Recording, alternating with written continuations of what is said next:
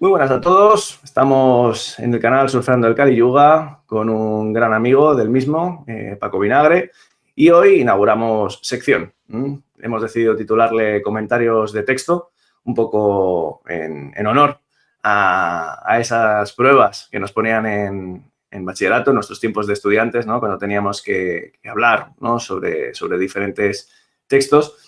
Y bueno, pues lo vamos a hacer en torno a diferentes temáticas que a Paco y a mí nos unen, ¿no? Nuestro amor por el conocimiento, por el desarrollo personal, el trabajo interior y, por supuesto, y dado que tenemos a alguien con todo ese bagaje, pues de ciencia. Entonces, hoy vamos a hablar a partir de algunos fragmentos de un libro que recomiendo a todos, que es Cuestiones cuánticas, escritos místicos de los físicos más famosos del mundo, a cargo de Ken Wilber, un gran psicólogo transpersonal. Entonces, bueno, pues eso, sin más preámbulos, Paco, ¿cómo estás? Bienvenido al canal de nuevo, bienvenido a esta sección y vamos a fluir, ¿no? Pues sí, no, gracias por invitarme, porque estos temas, pues al final, pues, me atraen mucho y por repasar cosillas que he tocado en algún momento y además darles otros enfoques, que siempre tú sacas cosas ahí muy interesantes, seguro que nos lo pasamos muy bien y los que nos ven, pues lo mismo. Yo creo que sí, yo creo que puede estar muy bien, ¿eh? Entonces, es el primer programa, vamos un poquito, como dice nuestro amigo Iru, a la deriva, pero bueno, como la ocasión, pues vamos, la pintan, vamos, maravillosa. Quería recuperar, pues eso, algunos textos, ¿no? de este libro y ver cómo vamos fluyendo en torno a comentarlos. Por supuesto, vamos, lleva la batuta, yo voy a ser un poco el lector y tú el comentarista, pero bueno, yo si puedo meter la cuchara un poquito, pues lo haré encantado. Por Entonces, favor. vamos a empezar con un... Bueno, me acuerdo de Breaking Bad, no puedo evitarlo. Vamos a empezar con Heisenberg. Ya iré en el montaje posterior, iré poniendo algunas imágenes y así, y esto lo dejaré sin editar, porque bueno, yo ya sabéis que soy así de espontáneo, pero bueno, pondré un poquitín de información sobre Heisenberg mientras hago este comentario. Y en este libro tenemos un texto del mismo que se titula Si la ciencia es consciente de sus límites. Entonces voy a recuperar aquí que, bueno, pues precisamente Heisenberg cita a Eddington y dice: nos encontramos con que allí donde la ciencia ha avanzado al máximo, la mente no ha hecho sino recuperar de la naturaleza lo que ella misma ha puesto en ella. Nos hemos encontrado con una huella extraña en las playas de lo desconocido. Hemos inventado, una tras otra, las más profundas teorías tratando de explicar su origen. Al fin, hemos podido determinar la criatura que dejó la huella. Y ved, la huella es nuestra. Quisiera subrayar lo siguiente, y me quiero detener en el primer punto que comenta Heisenberg. La ciencia moderna, en sus comienzos, se caracterizaba por una actitud de modestia consciente. Se limitaba a hacer afirmaciones sobre relaciones estrictamente limitadas, válidas solo dentro del marco de tales limitaciones. Pero, como apunta en el segundo punto, esa modestia se perdió en gran medida a lo largo del siglo XIX. ¿Qué le ha pasado a la ciencia, Paco? Pues que se cambió por la religión. Y Uh, entonces uh, tiene los mismos problemas, se ha convertido en dogmática. uh, No sé si consciente o por ignorancia se ha perdido pues el análisis de lo que es el conocimiento, que es una de las ramas de la filosofía, la noesiología. Y ahora mismo yo creo que sobre todo los chavales que están estudiando ciencia no son conscientes de cuáles son los límites del conocimiento, ni cómo se obtiene el conocimiento, ni qué se necesita para tener un conocimiento válido. Y entonces están funcionando con esa visión de que la ciencia da verdades eternas, inmutables, absolutas, y es una barbaridad increíble. Solo teniendo en cuenta el principio de definición de qué es conocimiento según la noesiología, que es el conocimiento es una creencia verdadera justificada. Y lo primero es creencia, o sea, que es que tú te lo tienes que creer. claro. Lo segundo es que sea verdadera, y eso es un temazo. Es decir, para que algo sea verdadero, tienes que conocer todo. todo, porque si no te puedes estar inventando relaciones que aparentemente encajan, pero que no sabes si eso es así. Y eso nos lleva al gran problema de la experimentación. Con la experimentación tú lo que estás intentando es probar que la inducción que tú realizas, es decir, la presuposición o eh, lo que tú consideras que va a ocurrir a partir del modelo que has elaborado del mundo, pues coincide con el resultado del experimento. Pero si lo ves de un modo estricto, tú necesitas hacer infinitos experimentos para comprobar que esa relación es correcta. Claro. Porque con que falle un experimento, no es válida la relación que estás haciendo. Tu premisa o tu hipótesis no concuerda. Y claro, no tienes infinito tiempo para hacer infinitos experimentos. Entonces, eso de que sea verdadero, pues al final lo tienes que poner un poco más relajado y decir, venga, va, pues con que haga 1000 experimentos y llegue al sigma 5, como dicen los físicos, ¿no? 0.00001 de probabilidad, pues ya está. Y bueno, ya el último apartado, que es eso de justificado, bien, tú puedes justificar lo que quieras, pero si no es cierto, pues ¿para qué vale? Total, que si te pones a tocar de modo estricto lo que es la definición de conocimiento, ves que es que no hay manera de decir que el conocimiento es verdad. No hay manera. Bien. Que sí que tienes las matemáticas, tienes la lógica, pero ahí ya hay una pequeña trampa. Y es cuando tú puedes tener un conocimiento verdadero cuando tú eres el que ha hecho la definición de las premisas, Claro. de los axiomas en los que te basas. Haces la definición y por tanto, por definición, es cierto. Y a partir de ahí empiezas a deducir lógicamente. Ahí no hay nada que discutir. Pero el asunto es que entonces no es un conocimiento sobre el mundo externo. Es que tú has definido eso inventándotelo. Claro. ¿Y qué significa entonces que la ciencia obtiene verdades? Pues la gran trampa es crear una religión, una estructura que le estás contando a la gente que tiene unos poderes que realmente son falsos. Y así hemos hecho ese cambio, ¿no? De ese mundo trascendente que también tiene sus trampas, ¿no? Porque tenía sus pontífices, los que creaban los puentes, y entonces ellos solos eran los que tenían el conocimiento. Se les necesitaba, les tenías que preguntar a ellos para que te dijesen lo que quería ese ser trascendente o cómo estaba organizado esto. Y ahora, pues más o menos es lo mismo, porque necesitas al experto para que te cuente cómo funciona la realidad y tú te lo tienes que creer sí o sí, porque claro, no tienes el conocimiento, no estás preparado para poder llegar a esa verdad. Así que estamos totalmente atrapados. Hasta que no recuperemos esa sabiduría, bien, esa sabiduría antigua en la que los filósofos, que serían en nuestra tradición occidental, los primeros físicos, los primeros que estudiaban cómo funcionaba la realidad, pero sabiendo cuáles eran las limitaciones, mientras no rescatemos esa parte, pues lo que estaremos generando será un cientificismo, una ciencia dogmática, una religión, que es como funcionan ahora las cosas en vista de los últimos eventos, ¿no? De cómo funcionan las nubes y estas cosas y cuando aparecen determinadas cosas raras por cruces de animales que afectan a la gente. Bien traído. Sí, bien traído ese último punto. Bueno, la verdad es que cabría mucho, ¿no? Que poder extender de todo de lo que has comentado, ¿no? Como los orígenes de todo ello. Pero bueno, como estamos en esta sección, ¿sabes?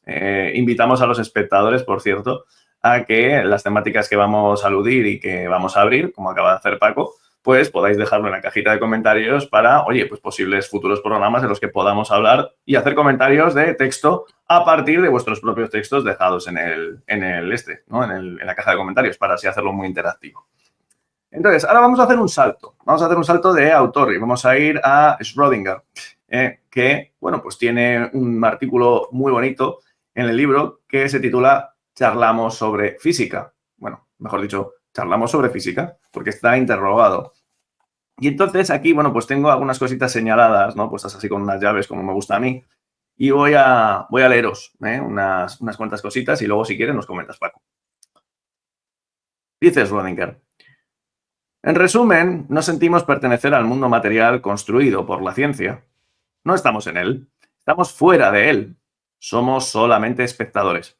Si podemos creer que estamos en él, es porque formamos parte de la imagen, porque nuestros cuerpos están en ella. Nuestros cuerpos forman parte de ella. No solo el propio cuerpo, sino también el de los amigos, el de mi perro, mi gato o mi caballo, el de todas las demás personas y animales. Y ese es mi único medio de comunicación con ellos. Salto a un párrafo posterior, dice: la imagen científica del mundo constituye un salvoconducto para poder comprender todo cuanto acaece. Lo que pasa es que tal vez hace que todo resulte demasiado comprensible. Nos induce a imaginar que todo el dispositivo de la realidad es semejante a una maquinaria mecánica de relojería que, hasta donde la ciencia alcanza a saber, podría continuar funcionando indefinidamente de igual forma, sin que exista en ella conciencia, voluntad, esfuerzo, dolor y placer, ni la responsabilidad conectada con todo ello, aunque realmente existan. Y la razón por la que nos encontramos ante tal desconcertante situación no es más que esta: que para construir esa imagen del mundo exterior hemos acudido al expediente sumamente simplificador de dejar fuera, de excluir, la propia personalidad. De aquí que haya desaparecido, se ha evaporado, resulta manifiestamente innecesaria. Pues es un texto que Me gusta. tiene posibilidades de análisis, porque por un lado parece como que empieza con un enfoque así oriental, ¿no? El Sí. tema del mundo material, el no material, maya, ¿no? La Sí. ilusión del mundo material. Pero en la segunda parte también hace como un giro, eh, tocando la imagen del relojero, que esa es otra de las de los grandes problemas de la ciencia. Ujú. La ciencia, para tomar esa imagen de portadora de la verdad, lo que ha hecho es transmitirnos el símil de que todo el universo funciona como un gran reloj. Mm. Tenemos el gran relojero incluso, ¿no? Y eso desde finales del 19, cuando el señor Henri Poincaré empezó a estudiar el problema de los tres cuerpos, eh, queda demostrado que es algo falso. La realidad no es un sistema lineal, que es el reloj. La realidad es un sistema complejo, y cuando empiezas a analizar las propiedades de un sistema complejo, la fundamental es la emergencia. Tú empiezas con un sistema, vas añadiendo elementos, y esos elementos, al interactuar entre ellos, hacen que aparezcan nuevas propiedades, donde antes no había, y no había manera de saber qué iba a aparecer. Por tanto, el símil del relojero no funciona por ningún lado. Y este tema de los sistemas complejos también lo puedes trazar a la gran pregunta de la espiritualidad, Ujú. que son las preguntas morales. Si el universo es un reloj, nuestras acciones están predestinadas desde el inicio de Claro. los tiempos. Por lo tanto, tú no tienes ninguna responsabilidad y la moral es un concepto vacío. Pero dentro de la espiritualidad siempre está esa pregunta, y siempre están las ganas de poner en el hombre el libre albedrío para que sea responsable de tus acciones. Y ese es un tema irresoluble desde la visión de los sistemas lineales. Por tanto, si tú pretendes entender cómo funciona el universo, lo tienes que simplificar para que sea lineal. Pero si es lineal, es predestinado, y por lo tanto los hombres no tienen responsabilidad de sus actos. Y aquí comienza, pues, la gran esquizofrenia de la espiritualidad y la ciencia, que se ha mantenido durante milenios. Durante Claro. milenios, porque siempre han necesitado tener el libre albedrío de los hombres dentro de un sistema que han considerado que era mecánico. Entiendo. Y es la gran pelea que han tenido, pues, todas las tradiciones. todas. E incluso siempre están en ese punto incoherente de proponerte una cosa y después sacarte la otra. Bien, lo tienes en Santo Tomás de Aquino, todos los filósofos que tienen que ver algo con la moralidad, te tienen que añadir esos dos elementos. Siempre están peleándose ahí. Porque al no tener el concepto de sistema complejo, lo único que les queda es el azar. Es o lineal o azar. Claro, y lo azaroso tampoco te hace ser responsable. Porque tú tienes que poder tener una cadena de causas-consecuencias para ser responsable de tus actos y de las consecuencias que se generan. ¿Bien?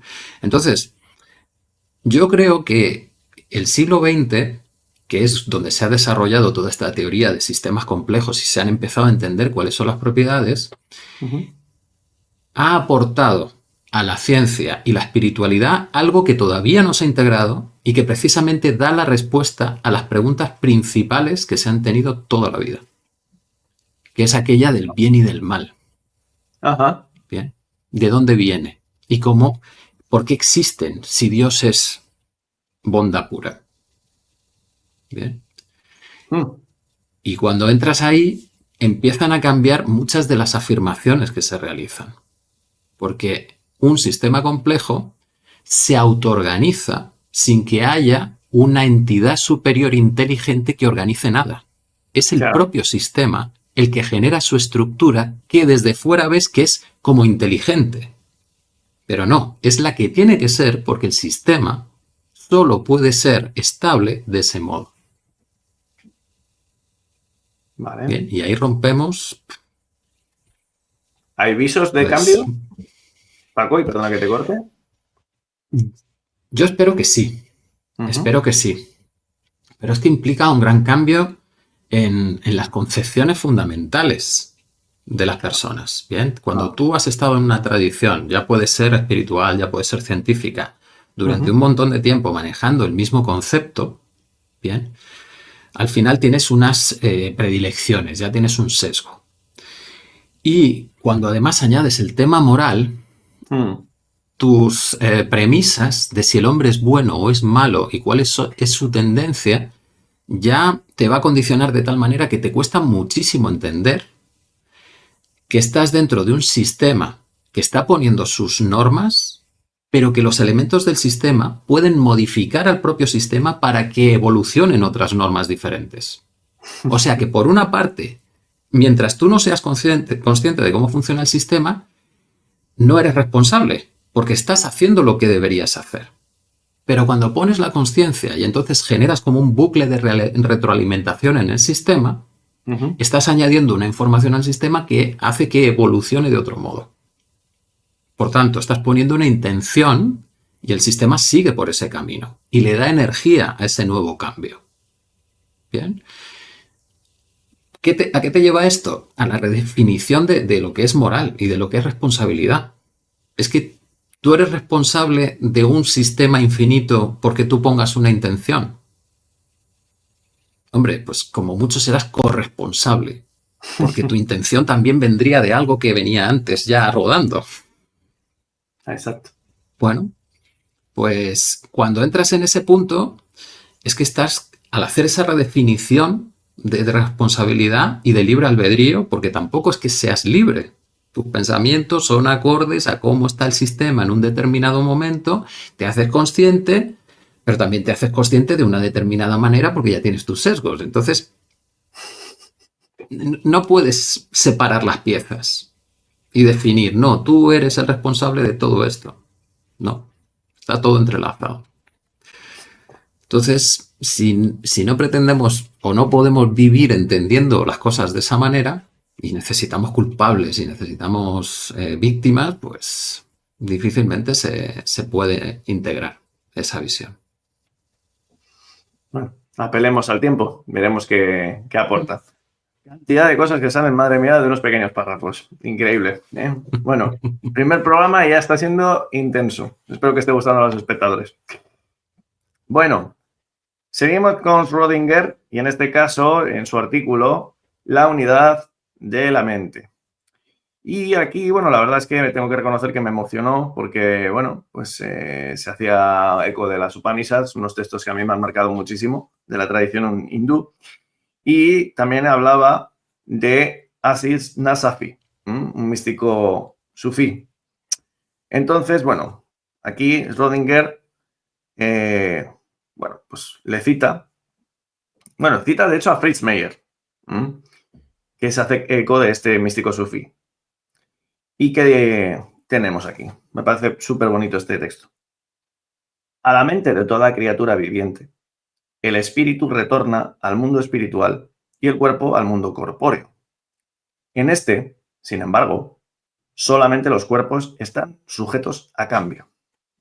El mundo espiritual es un único espíritu que se sitúa a modo de una luz tras el mundo corporal y que cada vez que una criatura viene al ser, brilla a través de ella como a través de una ventana. Según es el tipo y el tamaño de la ventana, así deja pasar al mundo más o menos luz. No obstante, la luz en sí misma permanece inmutada. Y aquí entramos a hablar de eso que últimamente tanto se estila en un montón de, bueno, de foros y de lugares, que es el espíritu, y hablamos de espíritu. A la luz de este texto, y nunca mejor dicho, ¿qué es eso del espíritu, Paco? La pregunta, ¿eh? Bueno, a mí, para hablar de esto, lo que me gusta es hablar desde la tradición chamánica andina, Mm, bien, que es mm, la que yo conozco, ujú, y me gusta su propuesta de separar lo que es cuerpo, alma y espíritu. Pero el espíritu vale. es el gran espíritu, que sería Ujú, el todo, la totalidad, ¿no? El alma sería como una individualidad de esa totalidad y el cuerpo es, pues, el vehículo material en el que se descarga la energía y la información que trae el espíritu, el alma y que transporta entre encarnaciones. Bien, pues con ese enfoque podemos ver que el cuerpo material y el alma están totalmente conectados, porque el cuerpo material sería como la expresión de esa mezcla de información y energía. mm, ¿Vale?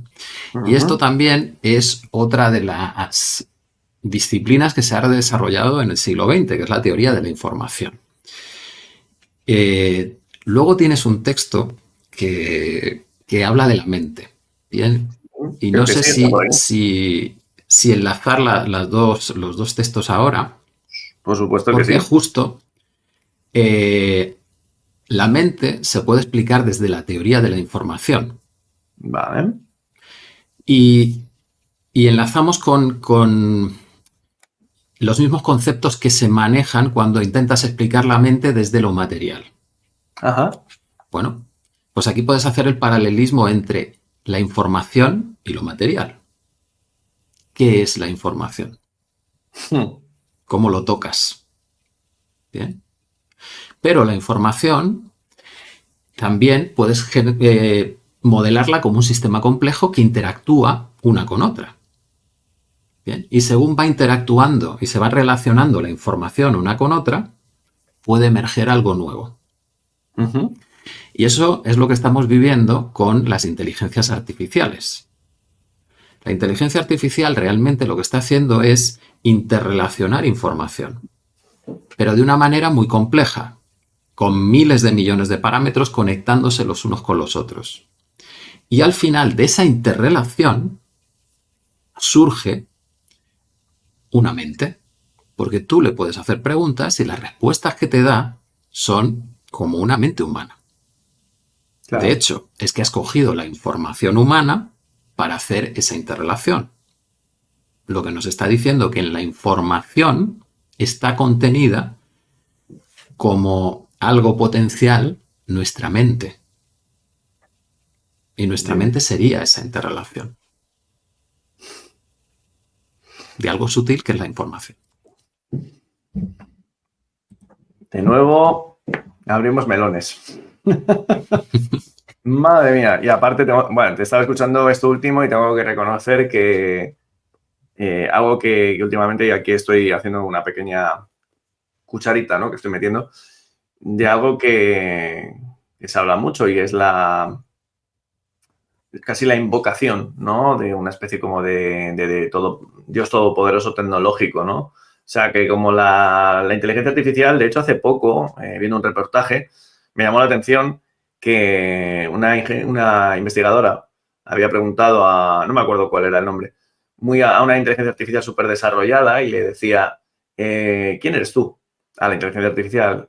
Y bueno, después de una parrafada, prácticamente lo que acababa diciendo era que era un potencial que estaba en el cosmos esperando ser descubierto por el ser humano hasta que éste tuviera la capacidad suficiente como para poder cogerla y traerla a nivel material. Y claro, esto abre un montón de veredas, que tampoco quiero que nos detengamos demasiado ahí, porque si no podríamos llevarnos en el programa hasta 3 horas, pero de algo que gente, vamos, desde gnósticos hasta incluso autores actuales como David Icke, ya vienen diciendo que, bueno, pues que podría ser que más allá de tiempo y espacio estuviera esa posibilidad, ¿no? Para ir arrastrando a la humanidad hacia un descenso material. ¿Cómo ves, no, este auge de las inteligencias artificiales? Y luego ya pasamos a otras cuestiones. Pues mira, te cojo el ejemplo que has puesto. ¿Vale? Lo mismo que recalcaba antes, que en un sistema complejo no hay una inteligencia superior que organice el sistema. Bien, pues cuando lo llevamos al punto de la información, el sistema complejo formado por esa información interconectada no tiene una inteligencia superior que la cree. Se autoorganiza ella. Claro. ¿Vale? Entonces, ¿cuántas mentes puede haber en el universo? Pues tantas como sistemas complejos de información hayan podido interrelacionarse. Claro. ¿Cómo se interrelaciona la información? Pues tiene que haber un portador de la información. La información se tiene que codificar de alguna manera. Nosotros hacemos esa codificación a través de algo material, que son los transistores, de los chips, de las CPUs, de las memorias, de todo esto. Pero también se pueden lograr los mismos efectos con vórtices. Los vórtices pueden funcionar como puertas lógicas, que son la base de los chips. Bueno, pues si nosotros entendemos que el universo tiene una esencia primaria, que sería el éter, si en ese éter hay un movimiento que es vorticial, ahí tendríamos un sistema, entre comillas, material, es decir, que transporta la información y que es capaz de procesarla. Y por tanto aparecería una mente. ¿Bien? Pero aparecería una mente que es inteligente por sí misma, pero aparece de la simple interrelación. Y aquí entramos en el otro punto. La materia se crea a través de la energía unida a la información. Y la energía es el movimiento de algo. La energía es movimiento. Entonces, esa energía potencial que llamamos nosotros los físicos, que en el fondo no sabemos definir la energía, no sabemos definirla porque la energía en realidad la podemos modelar como el movimiento del éter. Y el éter es esa sustancia que está por debajo de pues, ese entorno material que es el con el que podemos interactuar con nuestros aparatos. Pero que es de donde estamos sacando la energía para sostener la materia. Claro. ¿Vale? Entonces, podríamos tener una mente a nivel éter porque tiene esos mismos efectos que a nivel material estamos replicando. Eso de nuevo es una propiedad fractal que también pertenece a los sistemas complejos. ¿Bien? Y por lo tanto, estamos viendo a través de las inteligencias artificiales cómo se ha generado la inteligencia en el universo y cómo se está generando continuamente a diferentes capas. Bien. Porque aquí se nos olvida algo. Vale. Que es el tema de los infinitos. Nosotros somos capaces de imaginar hasta cierto límite, ¿vale? Claro. Pero hay infinito hacia abajo. La escala de Planck, que es donde se rompe la física, son 10 a la menos 35 metros. Pero no, ¿y qué hay a la 10 a la menos 100? O 10 a la menos 1.000.000. Claro. Bien. ¿Y qué hay a la 10 a la 1.000.000? Bien. Luego, esa propiedad fractal te está diciendo que vas a tener mentes a todas las escalas y las escalas son infinitas. ¿Cuál es la mente que crea a las demás mentes?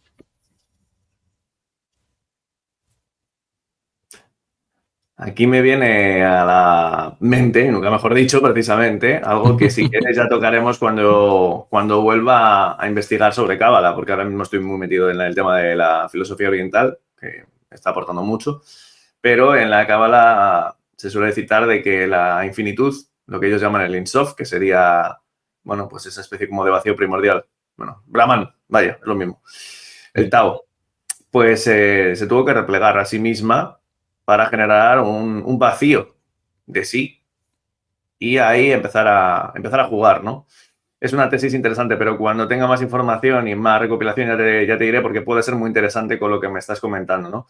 La verdad es que es fascinante y vamos, de nuevo, otra vez da para un montón. Insisto, a los espectadores, a los que os guste, cajita de comentarios, nos escribís a Paco y a mí y si podemos comentar alguna cosita, encantado. Bueno, nos quedan dos pequeños matices. Uno es de Eddington, de su artículo Tras el velo de la ciencia.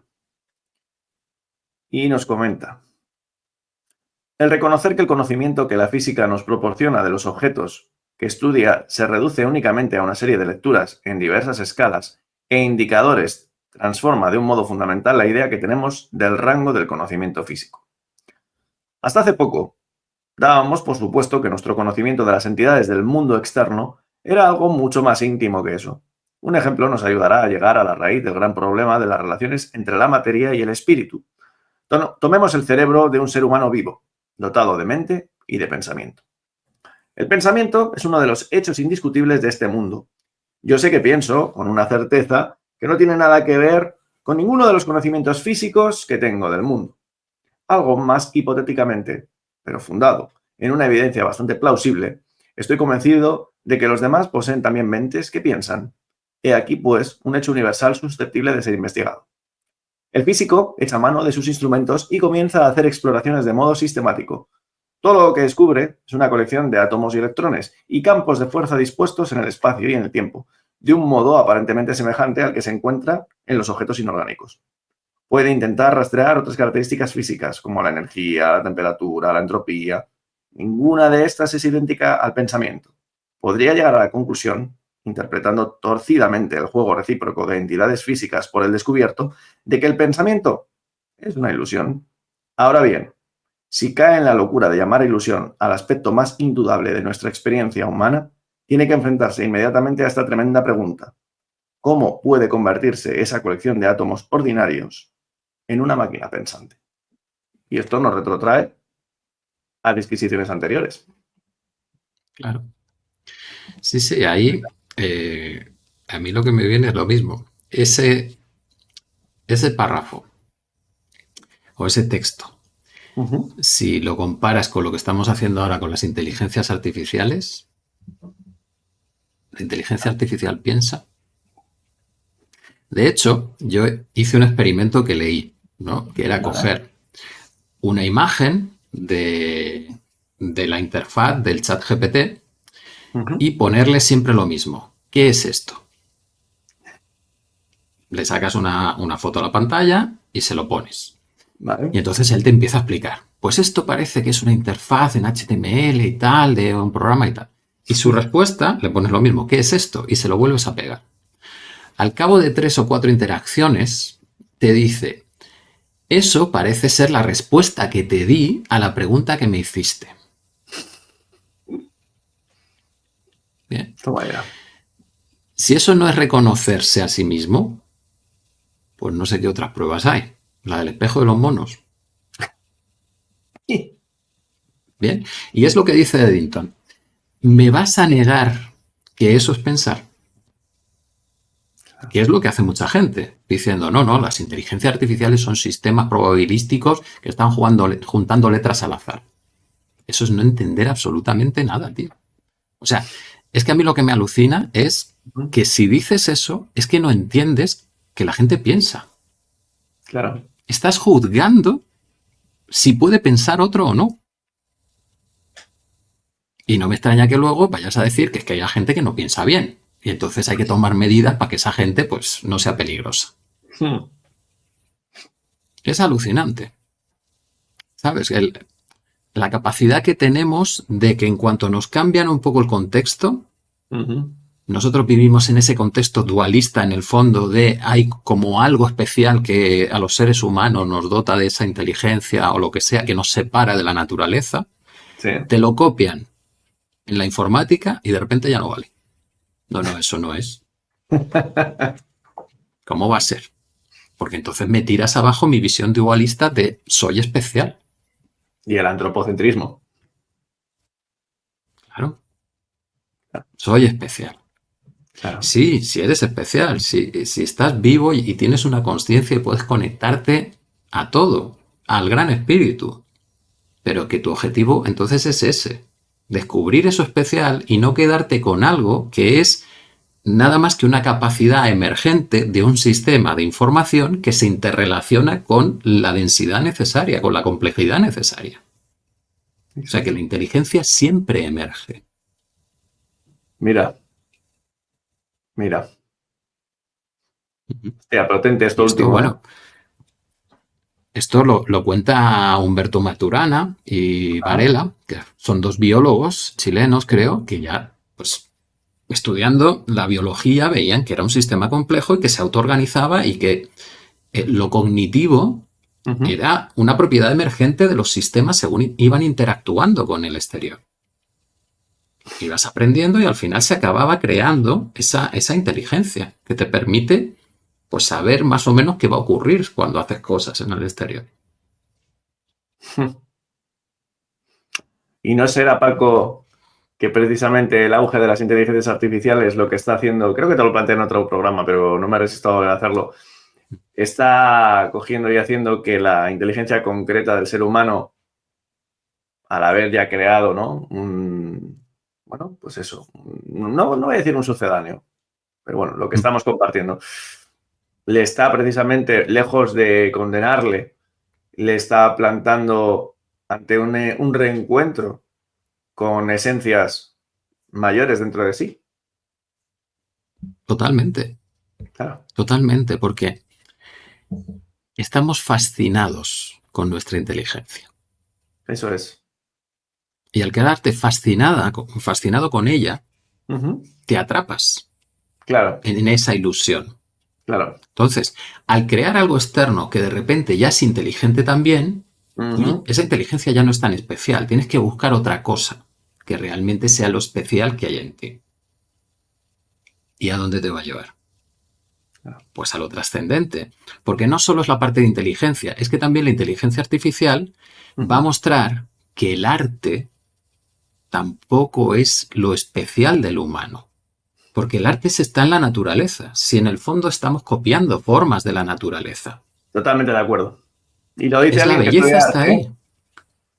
Totalmente de ¿Eh? acuerdo. Sí, Entonces, también nos va a quitar esa fascinación con el arte. Y no, claro, nos va a quedar lo espiritual, exacto. esa conexión con lo que hay más allá. Claro. Digamos Que es que así que dime, dime. es necesario hacer otro puente. Ya no es solo información y materia, sino que necesitas otro puente para llegar ahí. Nos vacía. No puedo evitar Pero, acordarme. Sí, sí, sí, dime, pero es dime, lo que dime. necesitamos, Claro, ¿no? claro. Si estamos en el Kali Yuga es para vaciarnos, Totalmente. precisamente. Pero que completamente. Claro, claro. Mm. O sea, es que, mira, hace poco tuve para mí, si no la mejor entrevista del canal, una de ellas, que para mí ha sido un honor contar con él, con Swami Satyananda Sarasvati, del canal Advaita Vidya, un grandísimo monje hindú, un conocedor increíble, ha vivido 25 años en la India. Y hablamos, entre muchas cosas, de dos conceptos que el Advaita Vedanta maneja, que para mí son hermosísimos, que son el de neti neti, que es suelta, suelta, suelta, suelta, suelta, suelta, suelta, suelta, y al final te acabas quedando con ese vacío primordial que eres. y con el de Tatuam Asi, que es, bueno, pues cuando encuentras ese vacío, eso eres tú. Eso eres tú. Y eso me retrotrae también a algo que le vengo oyendo mucho a algunos cabalistas, y es que nosotros somos seres vaciados. Somos vacíos por los que la energía del cosmos transita y se olvida que es ella. O bueno, o se aglutina para reconocerse en esos sistemas de los que estamos hablando en este programa, que por cierto ha cogido unos bríos súper bonitos. Así que, vamos, estoy más que contento. Mira la deriva, ¿eh? Cómo se va organizando. Totalmente. Bueno, pues ya tenemos el último parrafito de hoy, que también es de Eddington, y que también está en el mismo artículo, en el Tras el velo de la ciencia. Y en este caso, bueno, pues voy a recuperar 2 párrafos. O bueno, más bien 3. Es un poco largo, pero bueno, ya que es el último, pues nos lo vais a permitir a los espectadores. La contemplación de la propia naturaleza nos hace descubrir por primera vez que el universo físico no se corresponde coextensivamente con la propia experiencia de la realidad. Ese, entre comillas, algo a lo que le importa la verdad, cierro comillas, debe ciertamente tener su puesto en la realidad, sea cual sea la definición que de ella queramos dar. En nuestra propia naturaleza o a través del contacto de nuestra conciencia con otra naturaleza que trasciende la propia, descubrimos otras cosas que reclaman la misma especie de reconocimiento. El sentido de la belleza, la moralidad y, en último término, en la raíz de toda religión espiritual, una experiencia que describimos como presencia de Dios. Al referirme a este tipo de cosas como constitutivas de un mundo espiritual, no pretendo sustancializarlas ni objetivarlas o hacerlas aparecer distintas de cómo nos resultan en la experiencia que de ellas tenemos. Pero me atrevería a decir que cuando del fondo del corazón, perplejo ante el misterio de la existencia, brota como un grito la pregunta, abro comillas, ¿qué significa todo esto? Cierro comillas. No podemos responderla verdaderamente mirando tan solo a la parcela de experiencia que nos llega a través de ciertos órganos sensoriales y diciéndonos, todo es átomos y caos. Es un universo de globos inflamados que vagan camino de una inminente oscuridad. Todos son tensores y álgebra no conmutativa. No, más bien la respuesta habla de un espíritu, santuario de la verdad, candidato al sentimiento de plenitud que proporciona la fidelidad, a la rectitud y a la belleza. Ya termino. ¿No debo acaso añadir que incluso cuando irrumpen en nuestra mente la luz, el color y el sonido excitados por la estimulación proveniente del mundo de afuera, esos otros movimientos de nuestra conciencia provienen de algo que, ya sea desde más allá o desde lo profundo de nosotros mismos, es superior a la propia personalidad? Estaba inspirado Eddington, ¿eh? Sí, sí. Estaba conectando con lo que yo llamo la percepción desde una experiencia mística, ¿no? El darte Totalmente. cuenta de que hay un montón de cosas que pertenecen a esta experiencia material y que hay algo más allá, ¿no? Que es esa totalidad. Que para mí tiene que ver con ese vacío. Porque en el concepto que yo tengo de lo mismo que decía antes, que la inteligencia pertenece al mundo de la información, ¿no? Es la interconexión de esa información. El arte, pues de nuevo es lo mismo, es cómo interconectas esa información de una manera que no sea tan lineal. Más simbólico. Claro, pues la parte de la moralidad también pertenece al mundo material. Claro. Porque la moralidad se basa en entender que el otro sufre. Y eso lo entiendes porque existen unas neuronas en tu cerebro con una estructura determinada que se llaman neuronas espejo. Y cuando ven en el exterior una forma, un movimiento, una expresión, te la hacen experimentar internamente a ti. Y entonces sabes lo que siente el otro. Por tanto, que yo sepa que el otro se está sintiendo mal es algo físico. La moralidad pertenece al mundo material, no pertenece al mundo espiritual. En el mundo espiritual todo es perfecto. Aquí sí que hay un velo de ilusión en el que no estamos viendo esa perfección porque hay determinadas sensaciones que son muy intensas y que como no sabemos gestionarlas, las llamamos sufrimiento o dolor. Y el problema está en mezclar los conceptos, no darnos cuenta de qué pertenece al mundo material y qué es estrictamente espiritual. Y entonces empezamos a enviar desde arriba las soluciones. Y desde arriba no hay soluciones, desde arriba está todo bien. Todo bien. Sí, Si las que tienes que encontrar las soluciones eres tú en el mundo material, es cierto. tú interactuando con todos los demás. ¿Bien? Y la única solución que te pueden dar desde arriba es, oye, que si conectas con esto que hay aquí, vas a sentir tal plenitud y tal bienestar que tu percepción de la ilusión del mundo, de todos esos pensamientos que se te amontonan porque tienes unas emociones muy potentes, porque sufres, entiendes que no es para tanto. Bien. Que no es un drama, no es una tragedia. Y que volviendo con ese estado al mundo material, de repente todo baja. Y al bajar, pues empiezas a procesar las cosas de otra manera, te comportas de otra manera, interactúas de otra manera y casi que contagias ese estado a los demás. Y al final todo esto es parte del mundo material.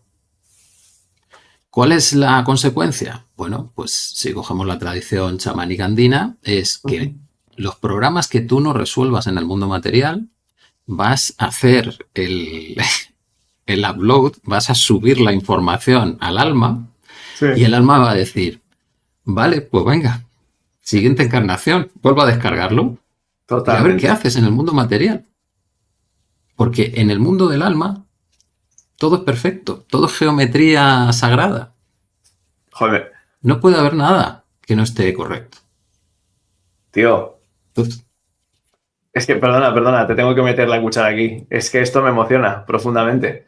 Porque cuando tuve mira, va a camino de 3 años. Alguna vez lo he contado en algún programa, pero no me resisto a comentártelo. Me sometí durante unas cuantas sesiones a terapia regresiva. Y en la primera sesión le dije al terapeuta, mira, me gustaría, bueno, pues ver si se puede ir a un espacio entre vidas. Yo no soy clarividente, entonces yo no tengo, de hecho, vamos, no me esfuerzo en serlo. Cuando me llegan estados de esos, es por gracia. O gracias, más bien, tendría que dar. Pero pude atisbar ciertas cositas, ¿no? En ese estado de hipnosis, pero siendo consciente. Y recuerdo que cuando me planté en ese plano sutil y pude preguntar yo lo que vi era una especie como de orbe luminoso, ¿no? Y establecí una especie como de diálogo y le planteé una pregunta y dije, ¿y por qué estoy ahí abajo? La respuesta, porque en todo momento te puedo asegurar que predominó el sentido del humor. O sea, para nada todo ese drama que vemos aquí y demás. Fue, anda, baja a hacer tu trabajo. Esto es muy aburrido, aquí solo hay luz y color. Y es exactamente lo que acabas de comentar. Es que me ha parecido formidable. Te dejo seguir. sí, vamos, eso es lo que yo me quiero creer, de hecho. Bueno, yo te doy final mi también, experiencia. Te comparto mi experiencia. claro, no, pero es que al final cuando haces una comparativa entre diferentes experiencias místicas, Sí. te encuentras de todo, desde los 70 cielos hasta pues la disolución y punto. Y ya está, ¿no? Entonces llega un punto en que también tienes que crear tu propio cielo o tu propio mundo espiritual. Ver cómo te encaja a ti. Porque si eso lo llevas a el otro aforismo de lo que crees, lo creas, pues lo mismo te estás complicando la vida también para salir de aquí hasta la siguiente reencarnación. Total. Y te pones 15 pruebas o 20 para poder hacer lo que sería subir, bajar. Bueno, aquí podríamos hablar y citar al filósofo y orientalista Alan Watts, que últimamente le cito mucho porque he estado durante un tiempo disfrutando, ¿no?, de su lectura. Y en el libro Más allá de la mente, que os recomiendo a todos, por cierto, comentaba, a Dios le gusta jugar al escondite, acéptalo. Y le gusta plantearse muchas aventuras. Entonces, si tú vas a ver una película y ya desde la primera secuencia ya sabes el desenlace, no la vas a ver. O sea, entonces, bueno, pero de ti dependerá. Oye, hasta qué punto quieras ver una peli de terror o quieras disfrutar de una buena peli de aventuras, ¿no? sea, el otro día vi un directo de Rafa Currao que estaba hablando precisamente del retorno del rey, ¿no? Y del Señor de los Anillos. Bueno, pues vamos a disfrutar de algo así. Claro.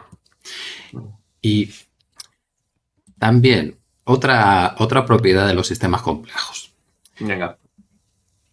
Los sistemas complejos no son predecibles a largo plazo, pero literalmente, porque necesitas una precisión infinita. Vale. Bien. Lo que implicaría que si hubiese una inteligencia absoluta para predecir cómo un universo infinitamente infinito y complejo va a evolucionar, necesitaría ser mucho más grande que el universo para contenerlo. Pero si el universo es infinitamente infinito, es complicado que esa mente inteligente sea más compleja o más grande que ese universo. Y si la mente pertenece al propio universo, no es más que una propiedad emergente del universo, la mente infinita no puede predecirse a sí misma. Puede saber más o menos por dónde irán las cosas. Habrá determinados aspectos que sean más lineales y entonces los puedas ajustar mejor. Pero exactamente cómo va a ser mi siguiente estado, hasta que no lo tenga, no lo viva, no lo voy a saber. Entonces, el universo se sueña a sí mismo o está experimentándose a sí mismo. Claro. Lo que pasa que hay, y ya para otro programa si quieres lo podemos tocar, estaría lo que son esos dones místicos relacionados con lo que llamaríamos el don de la profecía, ¿no?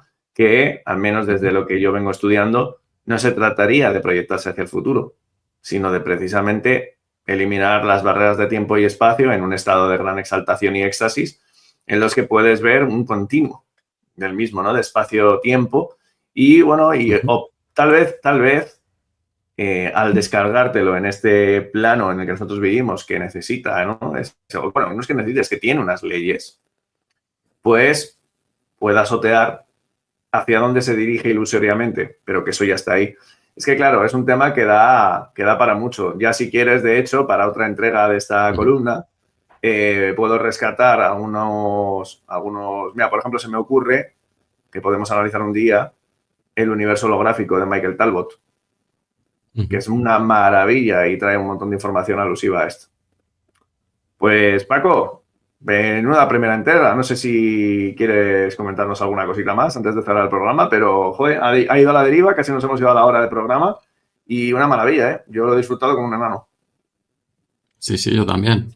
No, la verdad que, pues mira, me has sacado otro juego más que es comentar textos. Sí. Y al final, pues sí que es bastante divertido y interesante, ¿no? Siempre que tienes propuestas que te hacen pensar, pues al final acabas elaborando algo nuevo tú o conectando cosas nuevas y eso siempre es enriquecedor. Así que te doy las gracias.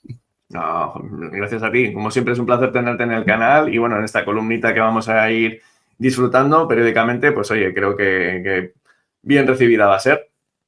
Y nada, pues a los espectadores, espero que os haya gustado esta primera entrega, dejando vuestros comentarios. Como os hemos dicho, pues oye, cuando tengamos ocasión de comentar esos textos, ahí estaremos haciéndolo. Si tenéis alguna recomendación para esta columna, pues hacednosla saber en cuanto a, bueno, lecturas o alguna cosita. Y nada, nos vemos en sucesivos programas. Así que, hasta más ver. Un fuerte abrazo a todos.